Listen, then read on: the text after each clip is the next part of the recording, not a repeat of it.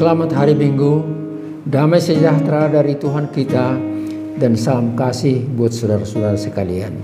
Marilah kita sambut firman Tuhan yang diperuntukkan untuk hari Minggu ini, tertulis dalam Injil Matius pasal 13 ayat 31 hingga 35. Saya bacakan firman ini untuk kita semua.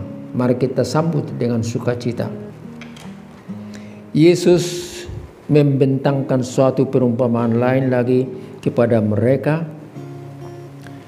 Katanya, hal kerajaan sorga itu seumpama biji sesawi yang diambil dan ditaburkan orang di ladangnya. Memang biji itu yang paling kecil dari segala jenis benih, tetapi apabila sudah tumbuh, sesawi itu lebih besar daripada sayuran yang lain, bahkan menjadi pohon sehingga burung-burung di udara datang bersarang pada cabang-cabangnya. Dan ia menceritakan perumpamaan ini juga kepada mereka. Hal kerajaan sorga itu seumpama ragi yang diambil seorang perempuan dan diadukkan ke dalam tepung terigu 3 sukat sampai khamir seluruhnya. Semuanya itu disampaikan Yesus kepada orang banyak dalam perumpamaan, dan tanpa perumpamaan suatu pun tidak disampaikannya kepada mereka, supaya genaplah firman yang disampaikan oleh Nabi. Aku mau membuka mulutku mengatakan perumpamaan, aku mau mengucapkan hal yang tersembunyi sejak dunia dijadikan. Sampai di situ peruntukan firman untuk kita pada kesempatan ini. Saudara, Tuhan Yesus melakukan 3 hal, 3 tugas panggilannya kepada kita semua, kepada umat manusia. Apa yang 3 hal itu? Dikatakan dalam Injil Matius pasal 9 ayat 35. Yang pertama, dia mengajar. Yang kedua, dia berkhotbah. Yang ketiga, dia menyembuhkan. Teaching, preaching, and healing. Dari satu tempat ke tempat yang lain, Yesus bergerak, mobile dia. Dari satu bait yang kecil ke bait yang besar, Tuhan Yesus melakukan ketiga hal tadi. Di sana dia mengajar semua yang datang dalam bait Allah. Di sana juga dia menyembuhkan orang yang sakit, dan di sana juga dia memberitakan tentang kerajaan Allah. Kita lihat umpamanya apa yang dikerjakan oleh Tuhan Yesus. Terkadang dia berkhotbah di dalam bait Allah, tetapi juga dia berkhotbah di bukit-bukit sana. Dan terkadang juga dia mengajar orang-orang yang sakit di satu tempat penampungan orang-orang yang sakit. Dalam khotbahnya dia selalu berkata, manusia yang rendah hatilah yang berbahagia, manusia yang lemah lembutlah dan bersikap damai menjadi anak-anak Allah. Khotbah di bukit itu menjelaskan kepada kita suatu daya tarik yang indah dan luar biasa, gampang dipahami dan dimengerti. Berbahagialah orang yang rendah hati, berbahagialah orang yang lemah lembut, dan berbahagialah orang yang berbuat damai. Pada kesempatan lain, Yesus menegur dengan sangat keras sikap pemimpin agama yang mengandalkan hukum-hukum Taurat. Tetapi si pemimpin itu mengutamakan kepentingan diri sendiri. Saudara, pada kesempatan ini, dalam khotbah ini, Tuhan Yesus menyampaikan ajarannya tentang kerajaan Allah dengan perumpamaan. Kita boleh bertanya, kenapa Yesus memberitakan itu dengan perumpamaan? Karena perumpamaan itu, saudara yang terkasih, mudah dipahami, dilihat dan dialami oleh masyarakat pada tempat tertentu. Seorang penabur menaburkan benih di ladang, tapi ada benih yang jatuh di tanah yang keras di jalan, dan itu langsung dimakan oleh burung. Ada benih yang jatuh di tanah yang keras dan berbatu, tumbuh sebentar, tapi sebentar lagi dia akan layu dan mati. Tetapi benih yang ditabur di tanah yang subur, dia akan berbuah banyak, berlipat ganda, dan memberikan sukacita kepada pemiliknya. Itulah gambar daripada kerajaan Allah, di mana orang susah banget untuk memahami dan tidak mau menerima. Atau ada yang menerima, tapi oleh karena kesukaran dan penderitaan, maka berita Injil itu cepat mati. Tapi ada orang yang hatinya terbuka, diberkati Tuhan, dan berita Injil tentang kerajaan Allah itu berlipat ganda, berbuah dalam hati, dalam diri orang per orang. Oleh karena itu, kepada kita disampaikan beberapa pesan khotbah.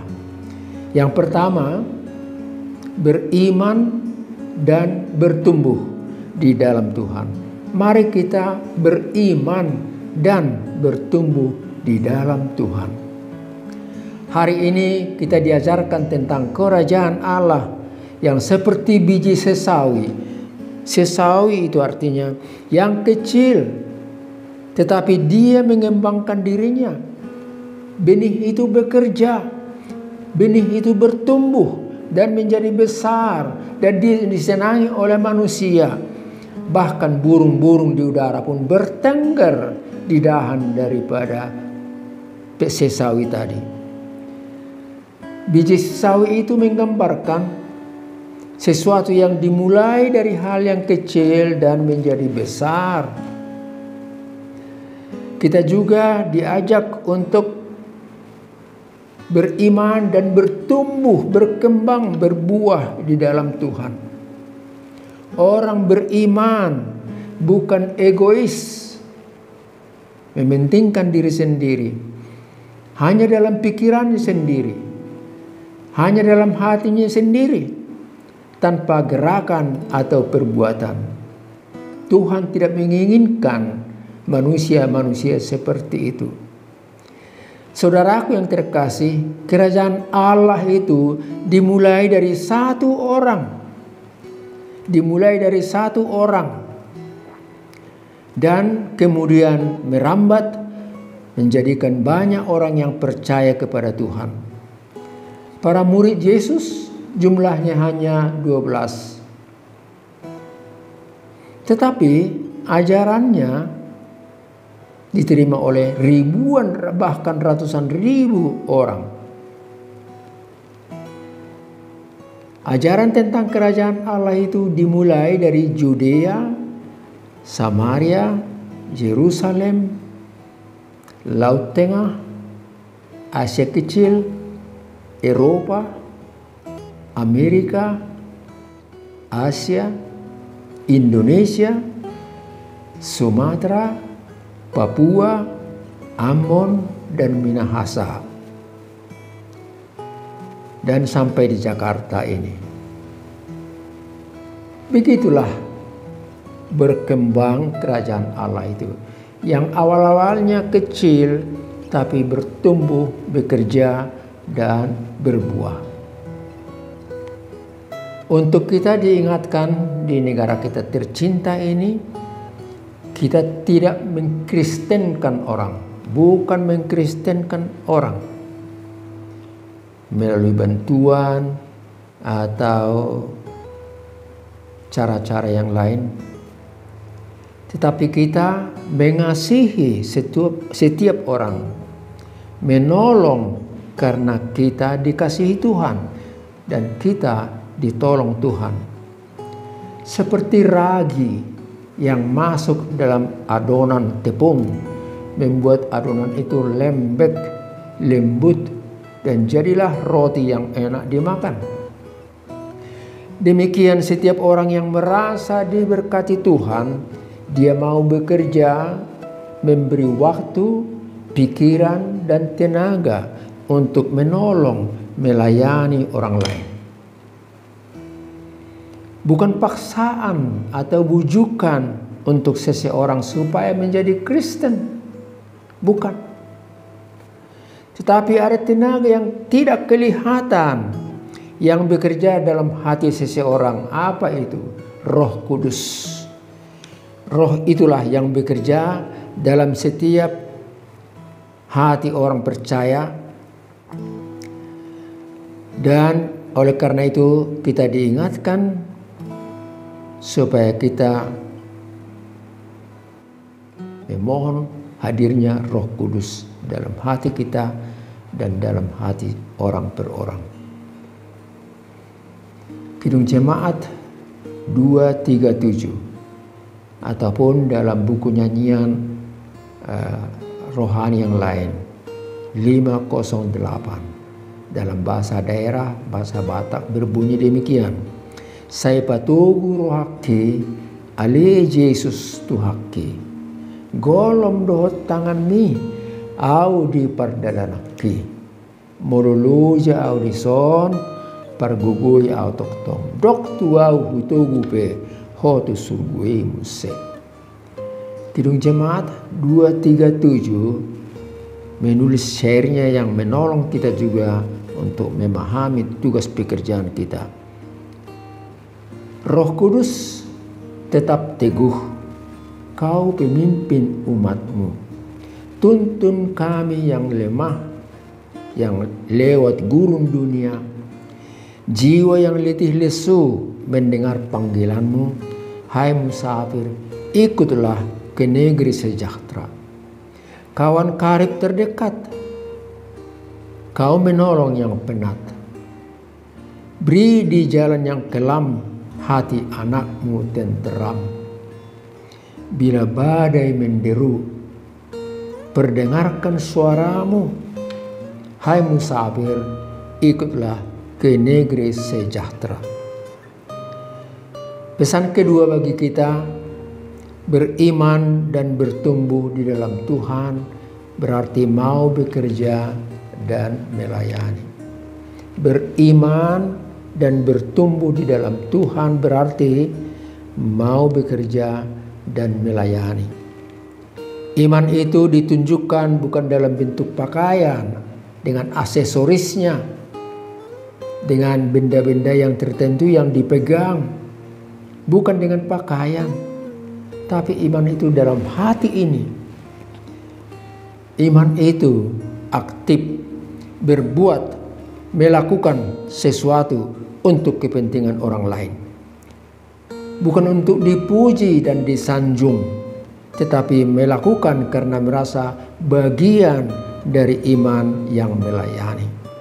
Mau bekerja dan melayani bila kita sadar bahwa dunia ini bukan hanya kita dengan segala keperluan hidup kita, tapi dunia ini ialah orang lain dengan segala keadaannya, dengan segala penderitaan dan pergumulannya.